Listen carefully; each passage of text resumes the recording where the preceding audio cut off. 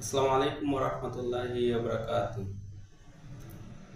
ইউটিউবে ফেসবুকে দেখতেছি নায়ক ইলিয়াস কাঞ্চন বিভিন্নভাবে এখন যে সরকার আছে ডক্টর ইউনূস ওনাকে বিভিন্ন কথা বলতেছে যে 5 মাসে কি করা হয়েছে হিসাব দেন।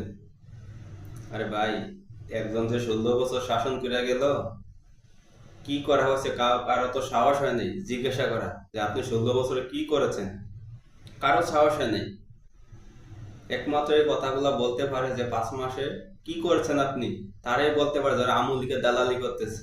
5 মাসে কি করতেছে?